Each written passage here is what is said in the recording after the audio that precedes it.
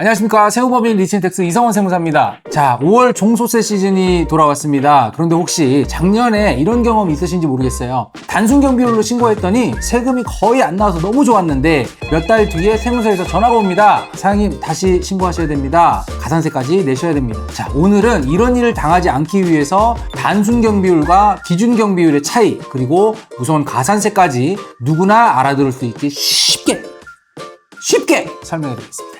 가시죠.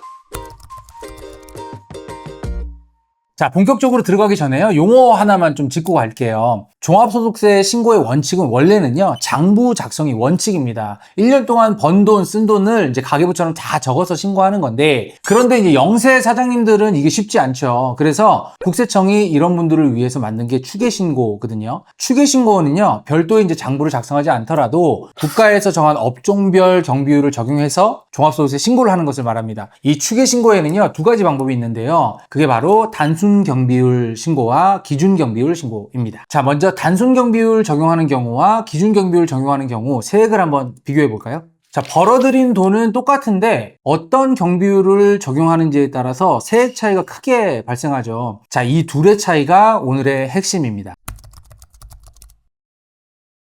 단순 경비율은요, 한마디로 영세 사장님 전용 할인 쿠폰이라고 보시면 됩니다. 영수증 한 장도 없어도요, 이만큼 경비를 빼주는 거예요. 정말 좋죠. 그래서 다들 단순 경비율로 하고 싶어 하세요. 그런데 아무나 할 수 있는 게 아닙니다. 단순 경비율은요, 다음에 해당해야 가능합니다. 첫 번째로 올해 새로 사업을 시작한 신규 사업자 사장님들이나 직전 연도 수익 금액이 업종별로 기준 금액 미만인 사장님들. 근데 중요한 게요. 여기서 직전 연도는요. 현재가 26년이니까 25년 아니야? 라고 많이들 오해하시는데요. 그게 아니라 해당 연도는 우리가 2025년 귀속에 대한 신고를 하니까 직전 연도는 2024년이 된다라는 거 꼭 알아두시고, 그 다음에 해당 연도 업종별 수익 금액이 복식부기 의무자에 해당하지 않는 사장님들만 단순 경비율 적용이 가능합니다.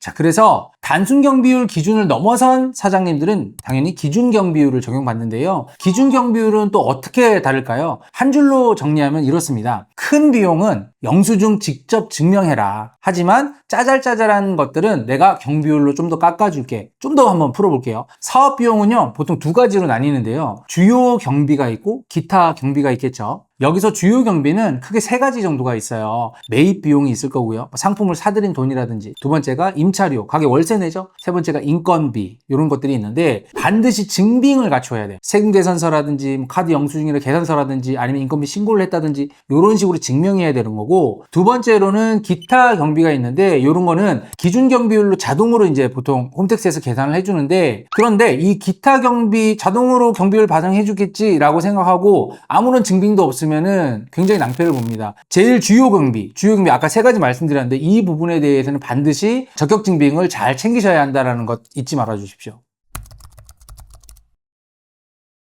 자, 이제 진짜 중요한 부분인데요. 세무서에서 전화받는 케이스가 대부분 이 세 가지 때문이에요. 첫 번째 실수가 납세자 본인, 그러니까 사장님 스스로가 난 영세하니까 당연히 단순 경비율이지, 작년 수익 금액 한 번도 안 보고 그냥 단순 경비율로 그냥 클릭해서 넘어가다 보면 알고 보니까 직전 연도 기준을 초과할 수 있겠죠. 그러니까 잘못된 추계 신고로 다시 세금 신고하라고 날라오는 경우도 있고요. 두 번째로는요, 홈택스에서 단순 경비율 칸이 있길래 그냥 눌렀어요. 왜냐면 이것도 눌러보고 저것도 눌러봤는데 단순 경비율 훨씬 세금이 적게 나오거든. 그래서 이게 좋은지 알고, 그래서 홈택스는 사장님이 이제 직접 선택할 수 있게끔 만들어 놨는데요. 자격이 되는지 여부는 납세자 본인이 이것들을 확인을 해야 돼요. 일일이 다 홈택스에서 안 해주거든요. 세 번째 실수는요, 기준 경비율 대상인데 큰 영수증들을 못 챙긴 거예요. 매입 비용이나 뭐 월세 낸 거, 그다음에 인건비 이런 것들 증빙 없이 그냥 신고하면 경비 거의 인정 못 받고 남는 거 하나도 없는데 세금 납부할 수 있습니다. 그래서 꿀팁을 드리자면 5월 신고 전에 반드시 홈택스 신고도움 서비스를 통해서 기장 의무와 적용 경비율을 먼저 확인하시기 바랍니다.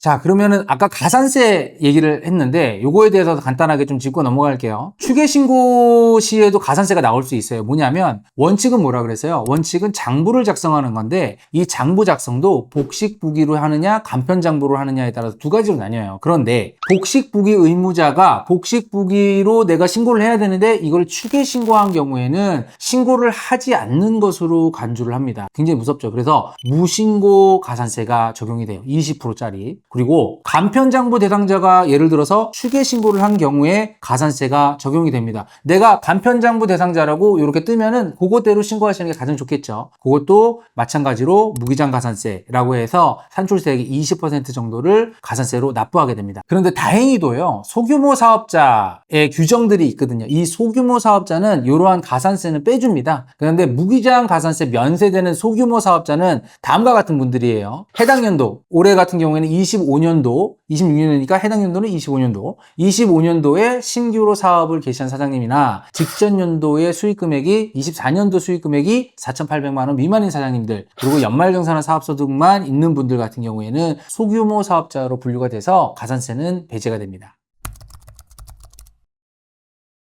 너무 복잡하죠. 예, 세금이 어렵습니다. 그래서 제가 깔끔하게 정리 한번 해드릴게요. 첫 번째, 직전 연도 수익 금액부터 무조건 확인하세요. 작년 수익 금액도 확인하시고요. 그러니까 24년, 25년 동시에 확인하시라는 거예요. 그리고 홈택스 신고도움 서비스에서 요것들을 확인이 가능하거든요. 두 번째로는 내 유형을 반드시 확인을 해야 돼요. 단순 경비율 대상이다 라고 뜨면 축하드려요. 영수증 없이도 경비율 그대로 적용받을 수 있고, 기준 경비율 대상이다 그러면 큰 거 세 가지 제가 꼭 준비하라고 하셨죠. 매입, 월세, 인건비 이 영수증은 반드시 준비하셨으면 좋겠습니다. 그리고 세 번째는요, 매출이 4,800만 원 이상이라면 무조건 장부 쓰시는 게 유리합니다. 추계로 신고하면은 무기장 가산세가 20%에서 더 붙거든요. 간편장부만 써도 충분하고 오히려 세금도 줄일 수 있습니다. 네 번째로, 애매하면 무조건 세무사 상담, 강조드립니다. 잘못 신고해서 가산세 내고 본세 다시 내는 것보다 상담료 몇만 원 하는 게 훨씬 더 싸니까요. 애매하면 무조건 세무 전문가들의 상담을 받으시라 말씀드립니다. 자, 5월 종합소득세 신고기간인데요. 혹시 추계로 신고하시는 분들은 실수 꼭 안 하셨으면 좋겠고, 이 영상이 도움이 되셨다면 좋아요와 구독 부탁드리고, 종소세 신고 마무리 잘 하시고 신고 잘못해갖고 저를 안 만나셨으면 좋겠습니다. 다음 영상에서 뵙겠습니다. 감사합니다.